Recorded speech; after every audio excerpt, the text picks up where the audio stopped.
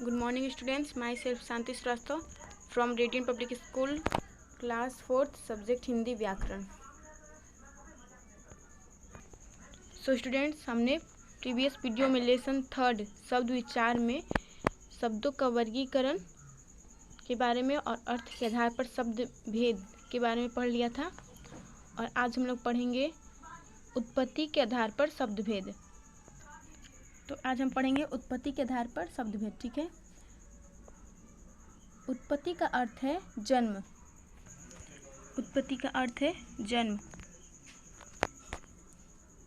इस आधार पर प्रायः देखा जाता है कि शब्द का जन्म कहाँ हुआ है, उसका मूल क्या है तथा उसका संबंध कहाँ से है। ठीक है। जैसे कि एक शब्द से दूसरे शब्द का ही जन्म होना। ठीक है। तो उत्पत्ति के आधार पर शब्दों के 4 भेद होते हैं। कितने भेद होते हैं? 4। पहला तत्सम, दूसरा तद्भव, देशज और विदेशी या विदेशज भी बोलते हैं इसे। ठीक है। तो सबसे पहले क तत्सम शब्द के बारे में हम लोग पढ़ेंगे। ठीक है। तो ऐसे शब्द जो मूलतः संस्कृत के हैं तथा हिंदी भाषा में उसी रूप में प्रयोग किए जाते हैं उन्हें तत्सम शब्द कहलाते हैं या तत्सम शब्द कहलाते हैं या कहते हैं। जैसे घृत, दुग्ध, कर्ण, द्रव्य, अग्नि, पृथ्वी आदि। ठीक है। इनका संस्कृत के हैं तथा हिंदी भाषा में भी इनका प्रयोग किया जाता है। जैसे कि हम लोग देखते हो कि ज़्यादातर जो बुजुर्ग लोग होते हैं ये इसी शब्द का उपयोग, जैसे घी को घृत कहते हैं, दूध को दुग्ध, ये सब। ठीक है। अब हम पढ़ेंगे तद्भव शब्द। संस्कृत के वे शब्द जो कुछ परिवर्तित हुए रूप में हिंदी में प्रयोग किए जाते हैं तद्भव शब्द कहलाते हैं। जैसे घी, दूध, ऊंचा, आग, धरती आदि। कुछ शब्दों के तत्सम और तद्भव रूप यहाँ प्रस्तुत है। ठीक है। ये समझ में आ गया। संस्कृत के वे शब्द जो कुछ परिवर्तित हुए शब्द में रूप में हिंदी में प्रयोग किए जाते हैं। जैसे कि कुछ शब्द ही जिसको परिवर्तित करके हिंदी में उपयोग किया जाता है। जैसे कि घृत हो गया घी, इसको हम लोग हिंदी में उपयोग करेंगे। ठीक है। अब ये हो गया आपका तत्सम शब्द और ये हो गया आपका तद्भव। तत्सम हो गया आपका गर्दभ और ये हो गया गधा।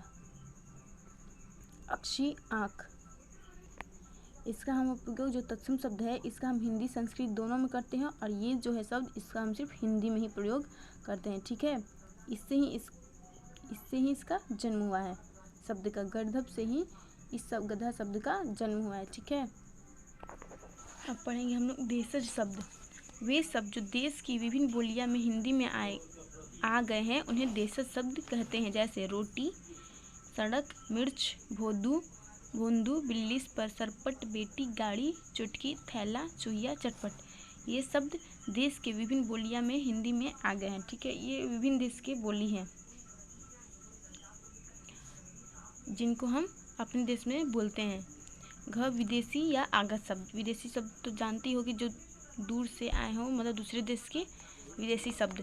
हिंदी में कुछ शब्द विदेशी भाषाओं से आ गए हैं जो हिंदी में प्रचलित हो गए हैं। ऐसे शब्द विदेशी या आगत शब्द कहलाते हैं। जैसे अंग्रेजी से स्कूल, बस, सिनेमा आदि। ठीक है। अरबी में औलाद, मौलवी, इसका हम लोग हिंदी में भी उपयोग, मतलब अपने देश में भी इसका उपयोग करते हैं। ये सब जितने भी शब्द है, फारसी हो गया, ये सब का। अब ये हो गया आपका रचना के आधार पर शब्द भेद। अभी दूसरा हम लोग पढ़े थे उत्पत्ति के आधार पर और अभी हम पढ़ेंगे रचना के आधार पर शब्द भेद। तो रचना के आधार पर शब्दों के कितने भेद हैं? 3 भेद माने गए हैं। रूढ़ शब्द, यौगिक शब्द तथा योग रूढ़ शब्द। ठीक है। तो रचना के आधार पर शब्द भेद और प्रयोग के आधार पर शब्द भेद ये हम लोग नेक्स्ट वीडियो में पढ़ेंगे। आगे के अपने वीडियो में इन सबको पढ़ेंगे और इस लेसन का बुक वर्क भी देखेंगे। ठीक है। Okay, thank you.